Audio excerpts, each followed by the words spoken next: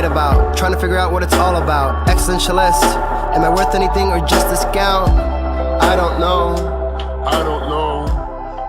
That was great sounds of Watts with Outside on WNHHLP 103.5 FM New Haven. Myself, Preston, with Long Island Rays, Elm City Made, Mr. Easy BlueZ. You cannot change his mind. And we have the one and only, the supervillain to many, the superhero to those who care, the OG Blurred, the one and only, the Professor. This is the most structured and unstructured show that we give you absolute chaos on. This is called Three Nerds Venting, three grown men venting about pop culture because it is our therapy. And we appreciate everyone joining us every bi-weekly for these episodes, and we enjoy to entertain you. Gentlemen, how are we doing today? Good. I'm good. Real good. Okay, he's a little quiet. But I hope he's good. I said phantasmagorical. The computer just isn't like that.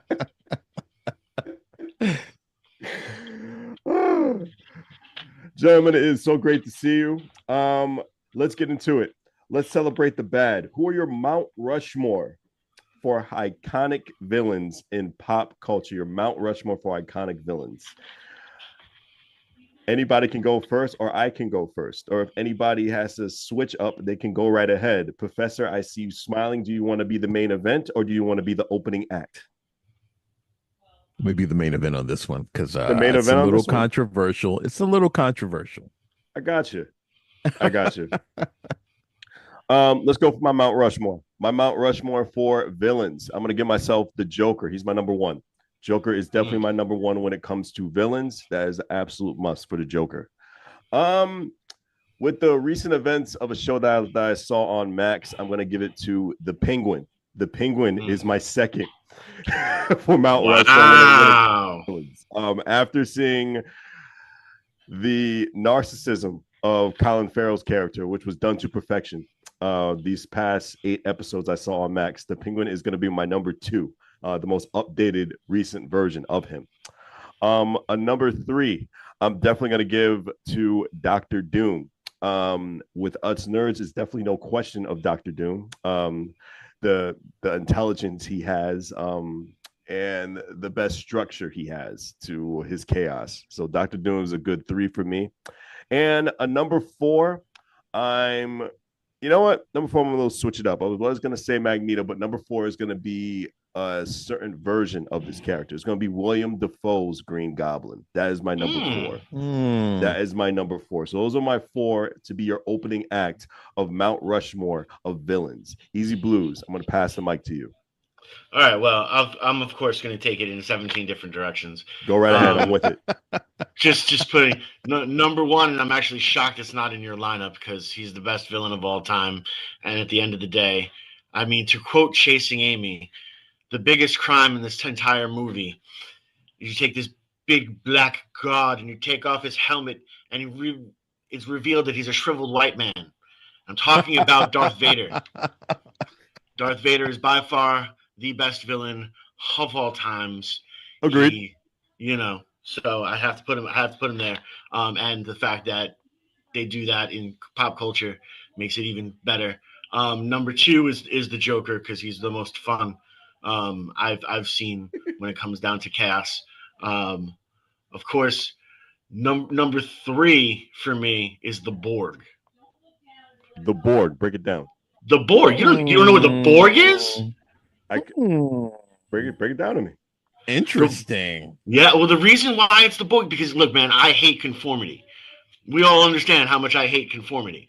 And to be one collective mind and one collective usage, that just bothers me. And like, there's part of me that's like, hey, that's way too close to the Matrix and different things like that. And, way too much that 1984. And I'm not a conspiracy theorist, but I know some things is what I'm trying to say. I've read some books. And that's why I'm going to say the Borg is definitely up there for me. I'm sure that everyone's like, I didn't even think he was going to say that. We can mention Star Trek on this show too. Every once in a while, we can have a Star Trek. Okay, that's why I'm not really into Star Trek. Oh, dude, the Borg is big. I was with you with the Borg, so that's a good one. Word. That's And now my number 4, and this comes in with a bullet between my eyes. It's my baby mama. By far the biggest supervillain in the history of the world. The amount of psychological and emotional damage she has caused my children has been catastrophic. And so she's number 4. You need to take back. You said Darth Vader was the worst villain of all time, so you need to take that back, sir. You definitely need to take that back. Well, Darth Vader's the best villain of all time. She's the worst villain of all time. That's good. That's good. Thank you. The main event, Professor. All right. So I originally had Dr. Doom, the Joker on my list. And Vader. They were originally on my list, but I had to think about my list a little bit more. And my list is going to be real controversial. My number 1 is the Red Skull. Okay. He just won't go away. He just won't go away. Okay. He's in the future of Marvel Comics. Like he just will not go away. He did this old switcheroo and it was genius actually. And oh my goodness, he scooped up Tony Stark's son and like oh my goodness, and he basically controls the future. And old Captain America, old Steve Rogers, him, and he had to form a whole new group of Avengers and to try to take him out because the Red Skull and Ultron and Tony Stark's son control the future, the media, everything. It's madness. And I'm just like saying to myself, dude, this goes back to World War I and II, where the Red Skull will not go away. Classic villain. Just I don't even know what his motivation is anymore. Before it was like, all right, he just wants to beat up Captain America and the whole American ideal, but it's past that. Like it's oh my goodness. So the writers for this comic I was reading, it's amazing. I don't want to spoil too much of it, but the Red Skull is the first on my list. I'm just gonna make a rule. I'm gonna make a rule. Huh? I didn't mean to cut you off, but I just want to make a rule. Yes. My feelings do not get hurt anymore. I think I'm past that age right now when it comes to spoilers. So if anybody within this program, between the 3 of us, wants to give out a spoiler, I'm not mad. Okay. I think I can agree with everyone to say that I am not mad. I'm not going to get butt hurt, but I think an exception to the rule, though, do announce it is going to be a spoiler. Okay. Well, then I wanted to throw a spoiler in there. Okay. The spoiler is I really love the artistic direction of the new Red Skull. It's a little bit more orange and a lot more bad hair. Yeah. But I like that. Oh, agreed. Completely agree. 100%, 1,000%. Yes. But that one, it's so much more realistic and terrifying. Yeah. So yeah. Agreed. So for my number 2, Thanos. Okay. Thanos. He apparently will not go away. It's amazing the development of this character. I don't think Jim Starlin would have thought in a million years that after 20-something years of the menace of this character that he would still be a threat to movies and comic books. I mean, he just won't go away. He even has a new Infinity Stone made of Lady Death. I mean, it's the Black Infinity Stone. He just won't go away, and he's amazingly unstoppable at this point. So Thanos. My number 3, Superman. Word. Superman. Word. Superman. Word. Let me tell you something. Wow. That boy Injustice. Scout. Yep. He's the Injustice Superman. The when you really want to see what a god can do. Right? A god among men. If you really, really want to see, pay attention to the directions of and the power levels and everything that they're doing with this character. Right?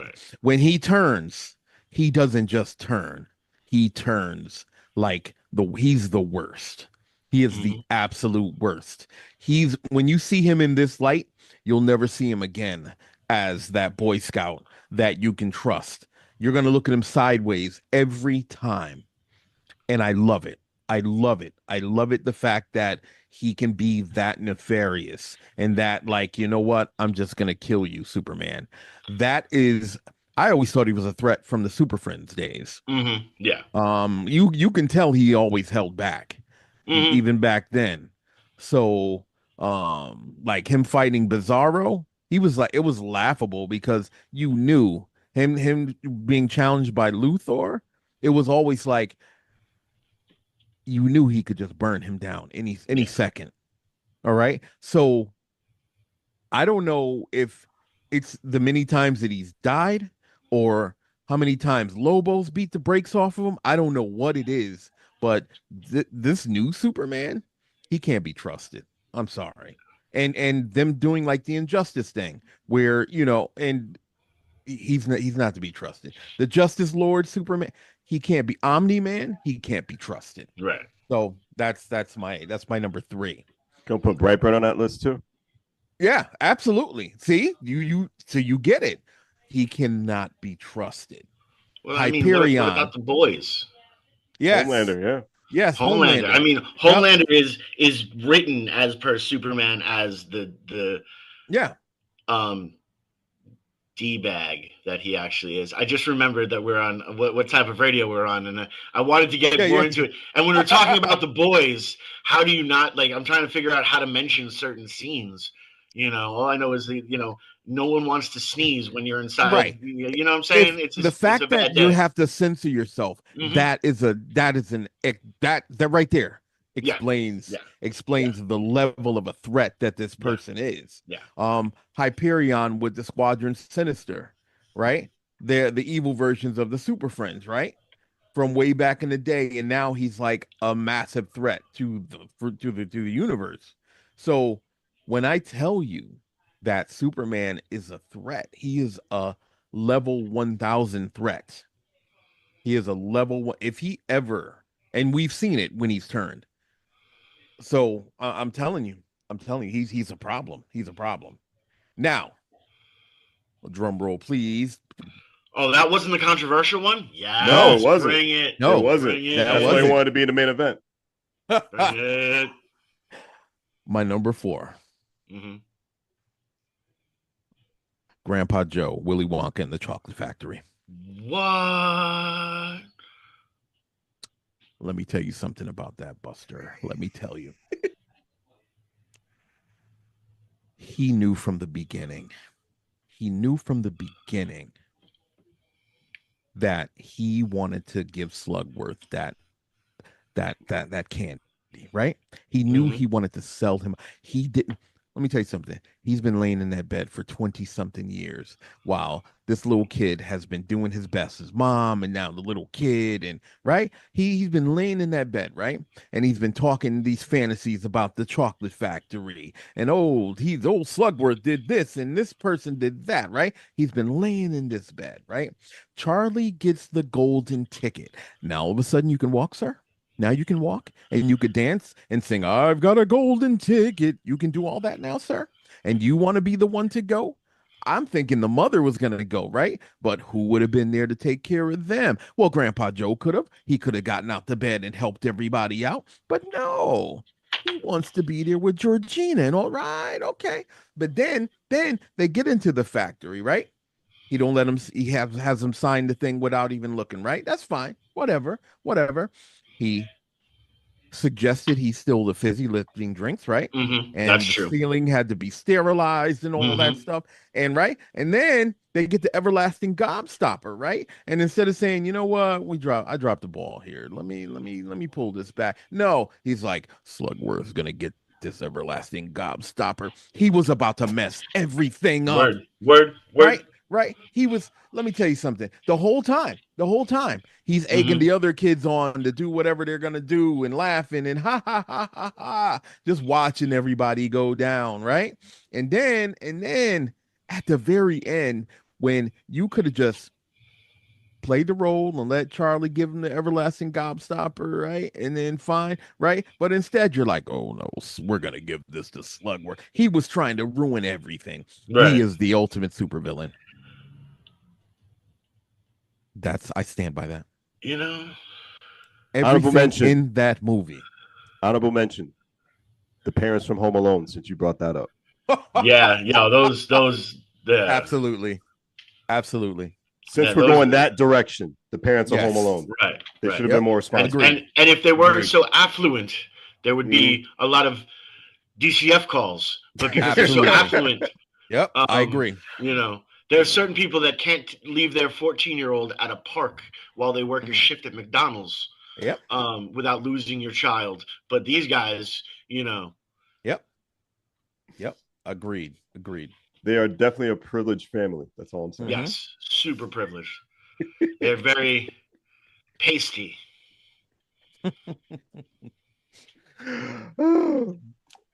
2024 had a lot of great hits. Had also a lot of great misses. But what was something that surprised you in 2024, entertainment-wise, or anything that was for the better, that made you happy that you witnessed it? I'm going to go first because I know you two definitely go above and beyond. A movie that I want to see within the upcoming weeks. I want to see Wicked. I think that's going to be a great film, and I hear really good positive reviews about that. I definitely want to see Wicked and see what turns out. It originally was going to be Agatha all along, but seeing the whole episode, seeing the whole series, it's been really great to see. But my pick is definitely Wicked. I heard great things, and I'm not against musicals if it's done right. Also, I'm going to now steal something from. Sorry, I'm colonizing this for a moment, but go ahead. People who look like me, come here. The witch is green. Green, not real. Get over yourselves. Oh, there's been some. Oh yeah. I didn't know that. Oh, I did. Okay. Yeah. So I'm just telling them that. So yeah. So but now I'll give my pick. I don't know if it was in 2024, but I have to say it was one of the best things to happen in all of movies, period. And it happened to one of the most horrible franchises I have ever seen, and should never have a franchise, and should have stopped after the first movie. And the first movie has nothing to do with the ninth movie. But now they've got, homies in space and all this kind of stuff. So I'm talking about the last Fast and the Furious movie, but I'm mainly talking about Jason Momoa. Jason Momoa's character is so entertaining in this movie. He's by far the best thing to happen to entertainment ever. When he's painting the nails of the dead security guards that he happened to kidnap, and talking shit, talking ish to them, it's just ridiculous. It's so amazing, and everyone's so concerned about his body. The dude is got super dad bod in the thing and shows off that he's got dad bod. Like, I love it. He is a phenomenal villain. I want to see more movies with him in it. I want to see him in the anti-hero role. I'm gonna have that pick as an honorable mention. That was a 2003 movie. It was a 2023 movie. All right. Well, I think I saw it in 2024 because that's why I saw it when it was on streaming for free. I ain't mad. I'm not mad at it. Not mad. Right. Not mad. But and then Agatha all along was also absolutely fantastic. I knew what the cast. Look, it's plain and simple. When you have why can't I remember her name right now? Audrey Plaza? Catherine Hahn? No. Because Audrey Plaza made, but Catherine Hahn is amazing. Yeah, but I'm talking about Sophia Loren. Oh yeah. No, that wasn't her though. That's not her name though. No, I know what you're talking about. Patty LuPone. There it is. When you have Patty LuPone, and again, I'm in absolute love with the buddy cop film that's coming on with Patty LuPone and Audrey Plaza doing interviews and stuff together. And that Wings, have you seen their? You seen them on Hot Ones? Hot Ones? Yeah, yo, Patty LuPone is a gangster. When she was asked to apologize to Madonna. for saying she was talentless. She grabbed one of those hot wings and bit into it like a rabid dog, and then used and pointed and said, "I stick by what I say." I'm in love with her. She is amazing. I want to see her in more. Yes. She's I need a spin-off show with her. I don't know, a spin-off, another appearance. She is amazing. Something. So good. So that was also one that I was gonna say. So yeah, those will be my two. So entertainment. I got this wild thing, and I know it's gaming. It's gaming. Go ahead. Where the Oculus Quest is going, it's mind blowing to me. Mm-hmm. It is mind blowing, and this is me, thinking with my game developer brain and stuff, right? And there is some stuff that they're doing right now. With the I wasn't gonna buy a Quest 3. I have a Quest 2, and I play with my kids and stuff. We have a great time. But this mixed reality thing that they're doing, like the augmented reality, plus you do virtual reality too, and that Shadows of the Batman video game that comes with it. Like I've been watching the trailers for that. Not just the gaming part of it, but the productivity part of it. And the stuff that you could have done, like you don't even have to even play like regular, like, first person shooters or, action games. You can do puzzles. You can, I looked at, they have like a Google Earth type of thing called Wander, where you can go to different places in the world. And like I was at the pyramids of Giza, and I was at the palace in London. So just what they're doing with this type of technology. And again, I know that Apple they have their version and Sony has their version, but the Oculus or the Meta Quest, it's kicking butt right now, let me tell you. I am like, the games range anywhere from like free to like not $60, like $40, right? Way cheaper than the Switch game, way cheaper than the right? That alone is kind of a draw for me. Like, I was playing To the Edge of the Galaxy, the Star Wars game. I was walking inside of the Millennium Falcon. Right. I got to fight Darth Vader and Vader. And I get to do this great show with you guys on WNHHLP 103.5 FM New Haven. 3 nerds venting, myself, Easy, and the one and only the Professor. Go right ahead, boss. Yes. Just what you can do with this platform. Like me as a developer, like I'm thinking they have this thing called side quest, where you can side load games that as a developer you can create and put on. Wow. Right? That alone right there, again, for me, is a draw, because I can create something and I can see it in virtual reality. Right? So that right there for me, for 2024 and beyond now, like I'm just totally impressed with it. I don't have to buy another console ever again. Seriously. If they're doing stuff like this. That's where I am. Yeah. That's incredible. And also, I would like to double down on that and say I love how it has like reinvigorated the America's Funniest Home Video moments. Yeah. Because, how many people you've seen using the Oculus running into a wall, getting comical, freaked out by a zombie, punching their significant other in the nether regions. It's by far some of the best things you could see out there. It's funny. But again, thinking about everything else that I was front row, like I was behind the bench watching the Golden State Warriors play. Oh, I was at I don't even like Kesha, like her music, but I was at her concert in the front row, watching her perform, and it was dope. Nice. It was dope.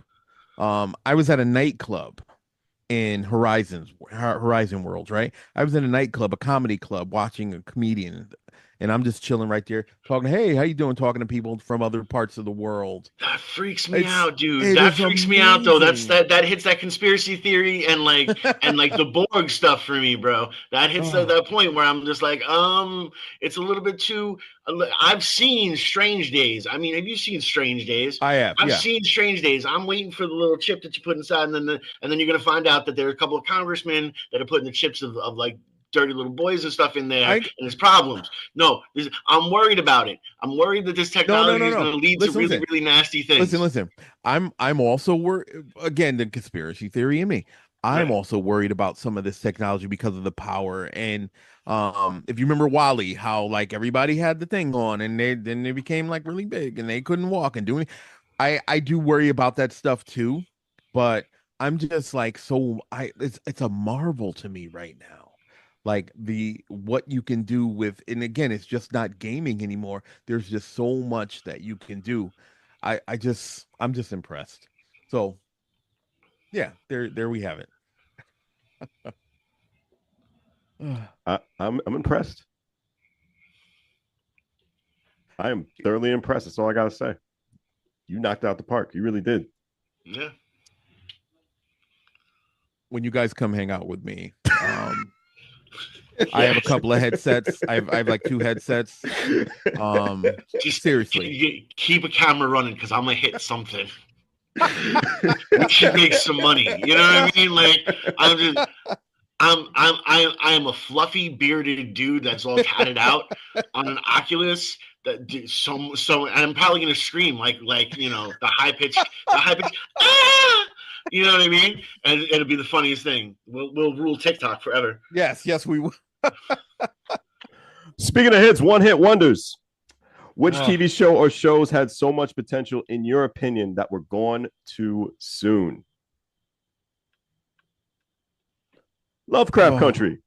I'm not going to change your mind. You cannot change my mind. Lovecraft Country was one of the best shows I've seen in years. I'll co-sign that. It wasn't afraid to push the envelope, especially in that period of, I believe it was like, the 1950s or 60s. In that era, it was great. It was done well. The writing was perfect. The casting was perfect. Everything was great. So many awards for that show. So many nominees for that show. Why wasn't there another season? You can't change my mind. I don't want to hear, creative differences. I don't want to hear that, because I felt it could have ran. You could have had different casting with it. I don't care. Yeah. It was great. Yeah. Watch it on Max. It's still on there. It's a great episode from the start to finish. Great beginning, great middle, great ending, period. And to co-sign that, there was a lot of great historical stuff. It was the whole thing with the sundown towns and stuff like that. There was a lot of phenomenal actual historical facts that was in that show that kind of pulled it together. So it really, really felt like, wow, I wonder if some of this stuff was actually happening back then. You know what I mean? So the way they played it, it was brilliant. It was absolutely brilliant. I co-sign that. That definitely needed a season 2, 3. It could have went on and on forever. It could have been like a Law and Order. I don't care. There's so many books, so many. It's crazy. And it should have kept going and going and going. Look, there's how many seasons of Carnival?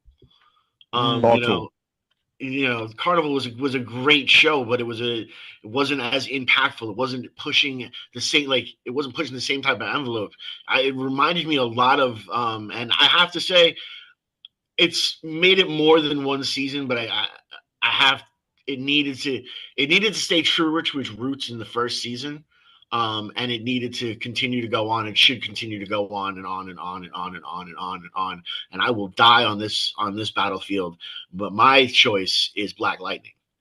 The first season of Black Lightning was so truthful and so honorable of what was actually going on in the world. He got his powers back because he was ticked off that he, was unrightfully pulled over and being harassed by the police officers. That was the reality. That was the reality. And now to see that on a WB show or CW show, whatever you want to call it, To see that on there and to see it as serious as it was, and them talking about, piping in a certain type of drug just to this one particular area because it was concentrated with a lot of people of color and different like that, like so much should have been done with that and could have been done with that. And I feel like it was just mismanaged and mishandled. And it's an opportunity where they could seriously deal with an ugly truth of this country in a way that you can at least relate to people going through it. And right now, if we need some people to relate to people going through ugly truths, now is something we need this probably more than we've needed it before, if I'm being honest. No, I agree. I agree with that 100%. 100%. It may come back. I hope so. I think James Gunn will do justice for DC Studios. It may come back. But see, that's the other thing is my issue with DC is for the longest time, your cartoons are dope. Yep. Your TV shows are really good for a portion of time.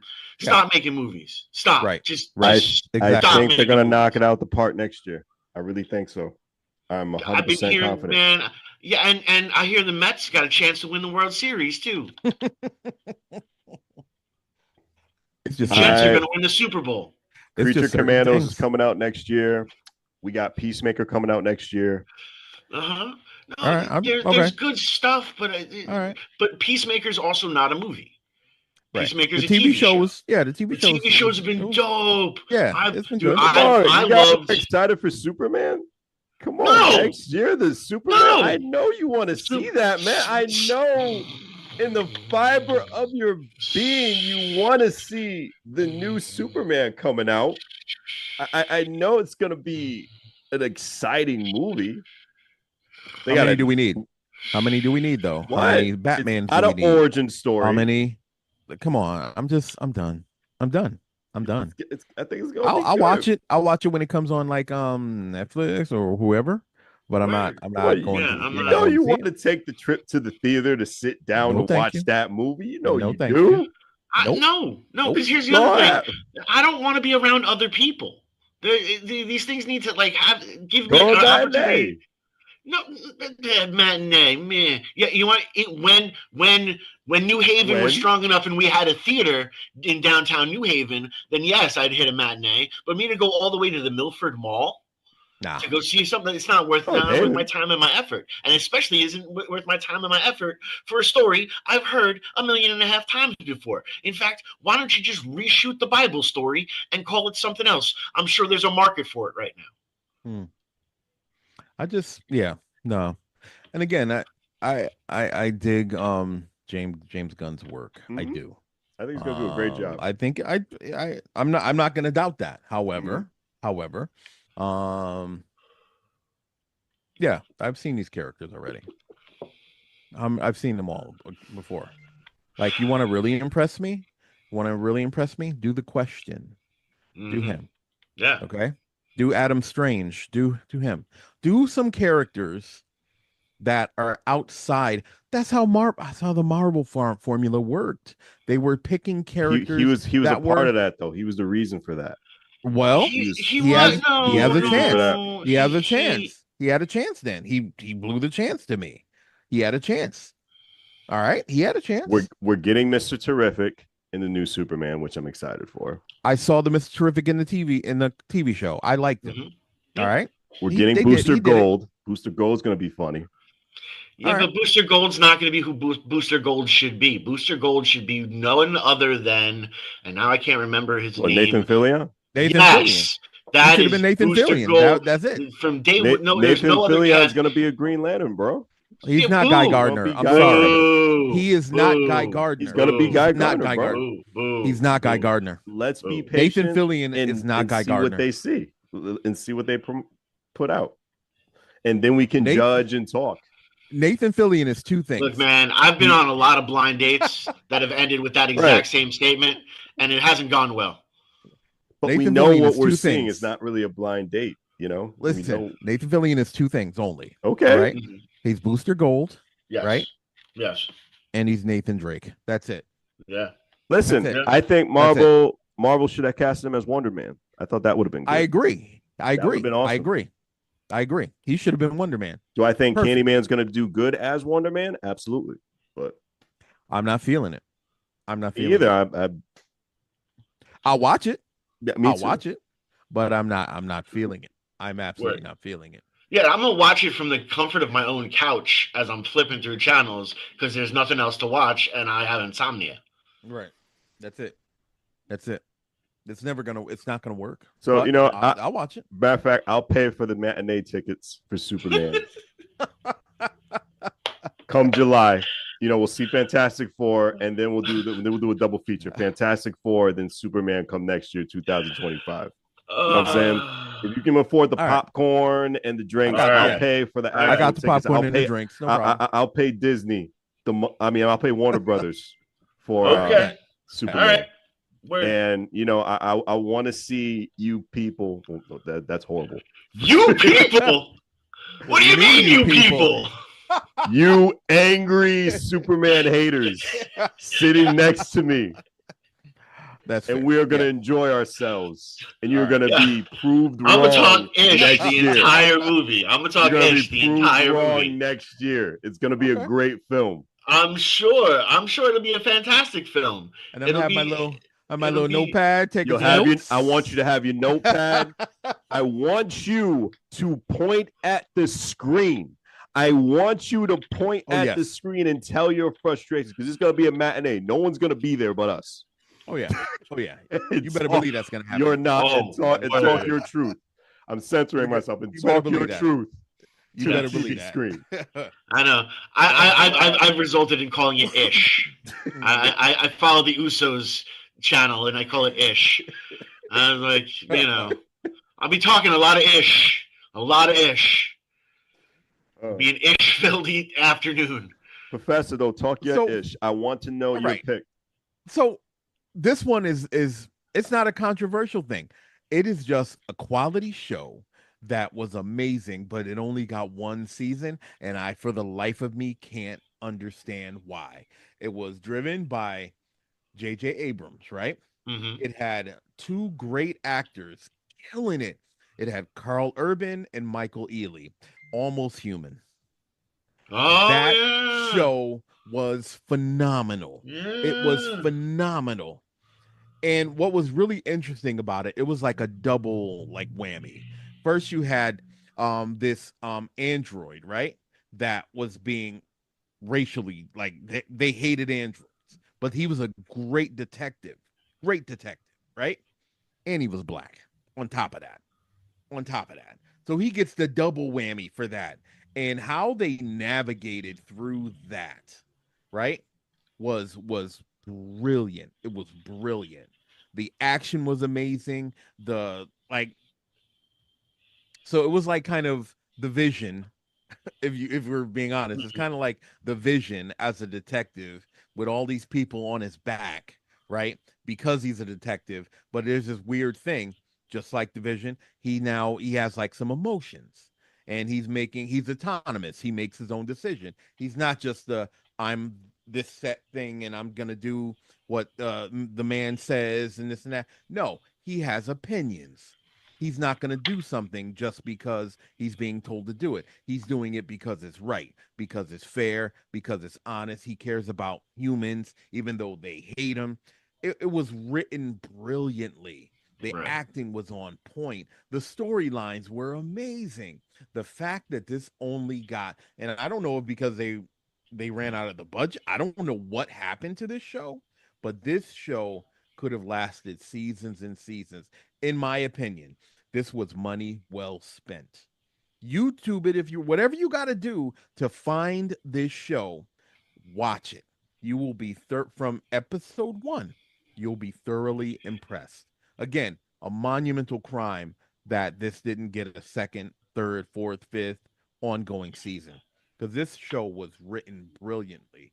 A little futuristic, but it was worth it, and it felt right.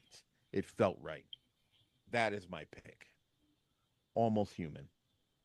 Was that a remake? I have to see it. We could. Was that a remake? No, because I think there was a British version of that as well. Maybe. I won't be surprised. Maybe.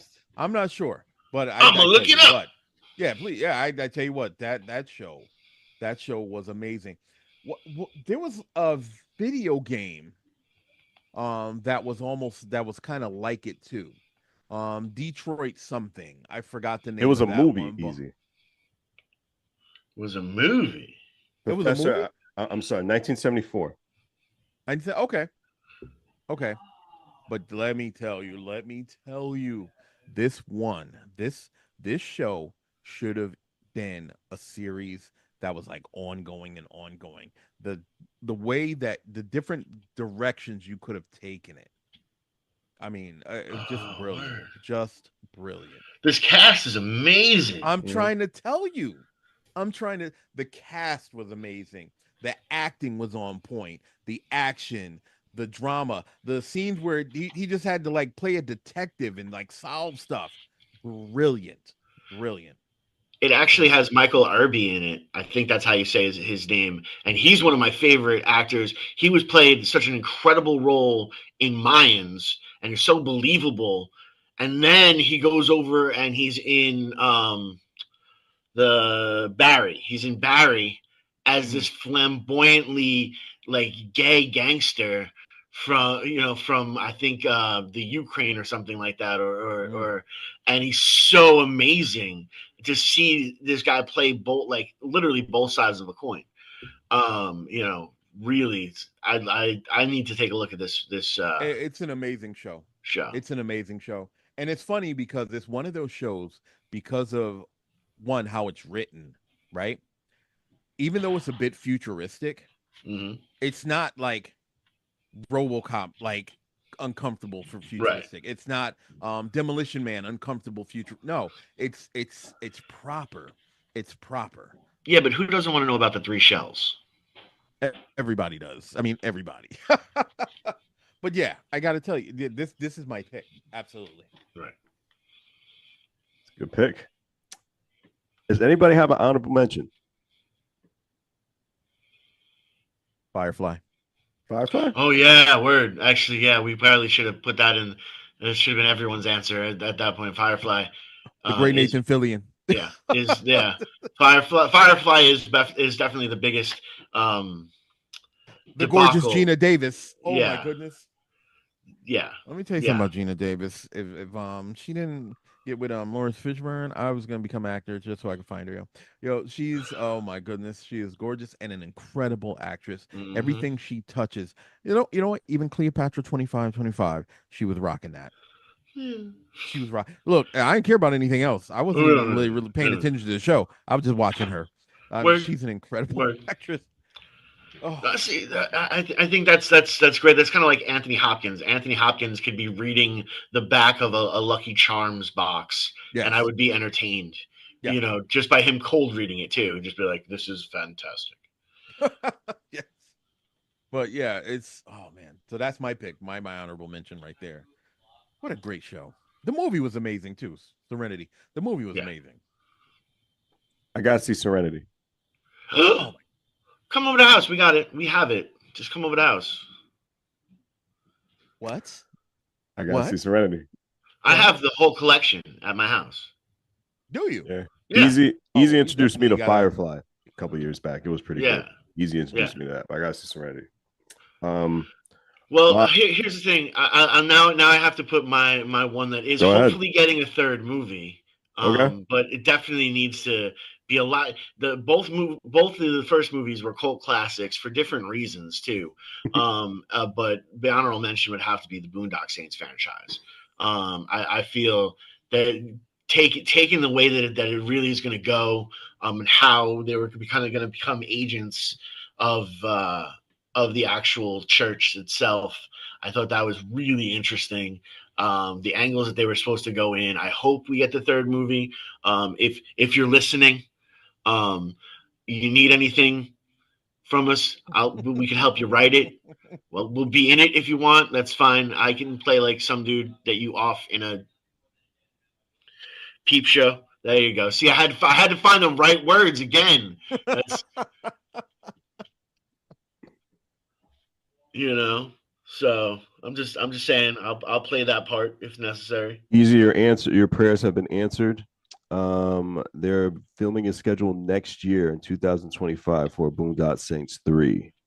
Wow. They do not have a release date yet, but the road trip. So it's gonna They be shoot it in Boston. They shoot it in Boston every when they do it. Yeah, it's gonna be next year. We should just go up there. Yeah, they don't know when to release it though. Okay, word. I want to know when they're going to film it because I want to be one of the people at the end of the film to be like, yo, I think these guys are doing what they're supposed to do. They're fantastic. You know, or to the other side. I think it gives a wrong message to all the children and stuff. These guys aren't heroes; they're vigilantes. You know what I mean? I want to be one of those reporters. Like, so's Batman. So's Batman. Come on, don't do that. Late 2026. Okay. All right. Go ahead, Professor. I'm sorry. No, I was just saying when I love when people call people vigilantes when they're okay with Batman. I'm just saying. He's just a vigilante. He's not even not even really he's a vigilante. He's not really that good of a guy either. No, he's not at all. Not at all. Not at all. I will say, like, the way Kevin Conroy played him with brilliant. League Unlimited. Brilliant. Oh, the best Batman. Best Batman, hands down. Ever. And the funny part is like he's constantly dissing them. Like he's like the time it's comical. The time that they were gonna all turn themselves into the police because of some nonsense, and he was like, I don't have to do anything. He's like, I'm a part-timer. Anyway, so I don't have to turn myself in. And then he hangs up on them. Hilarious. And then the time they found out he had a contingency plan for all of them. Yep. Smart. They were so mad. That was smart. And he was like, what y'all talking about? He was like, well, was smart. I see you didn't have a contingency plan for me, for you. And he was like, my contingency plan is the Justice League. I mean, and what? The only person without powers, I would have a backup plan too. You never know when someone's gonna go rogue. It was smart. It wasn't personal. In my opinion, it wasn't personal at all. No, they just not took at it to heart. Right. And it's funny because, like I said, Kevin Conroy, just his amazing. Amazing. There is no seriously no. And I love the animated Batmans and stuff like that because they always do really well with but there's nobody's gonna replace him. He's not at all. Guy. Just like nobody could be the Joker, but Mark Hamill in the animated series. There's nobody else could be him. So and no one can miss the tag like me, WNHHLP 103.5 FM New Haven. As we come to a close on this episode, my honorable mention, it was a show on Netflix that I really enjoyed. It only had one season. It was called The Get Down. It was about old school hip hop. That was a really good show. Yeah, Nas was an executive producer for that. The Get Down was awesome. I think Jaden Smith was on there. He played the Weird Out graffiti artist. It worked well for him. So from start to finish, it was a well done season. But I'm very sad that and more disappointed that enough people got to watch it. I know. You can rewatch it though; it's still on there. It was phenomenal.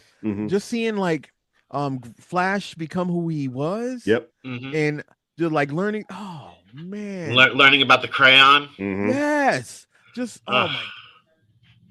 Like as a hip hop aficionado, right? It made me a better hip hop professor. Just getting that little bit of, you know what I mean? Oh, and then the dance moves too, man. Top notch. Yeah, top notch. It was also a good show. Well, see, that's the thing is that was a Baz Luhrmann production too. So visually, it's going to be super stunning. It's going to be things are flying at you every 15 seconds. So your visuals are changing. And so that's a Baz Luhrmann and Nas production. Nas did all the hip hop in there. He wrote every single line. That's amazing. And for me, I was alive during a lot of that. I was a baby, but I was alive during a lot of that. And to know that that's where my love for the culture itself comes from. Holy moly. That just makes it it means that much more to me. because of that particular show. That's a good one for. Oh my goodness. Yeah. Well, dude, it was thank like you for that, Preston. Thank you. Yeah, absolutely. Well, it actually makes me think about the State House because I used to, work at the State House, and there I got to sit on the porch of the State House talking, music with Tony Crush of the Crush Brothers. Amazing. Talking about DJing with vinyl and all this stuff was just absolutely wow.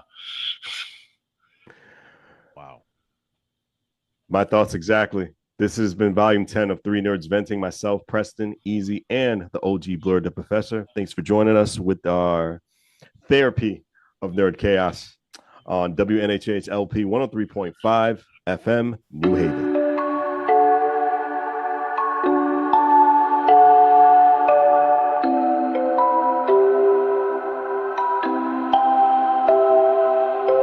Wondering what to write about, trying to figure out what it's all about. Existentialist, am I worth anything or just discount? I don't know.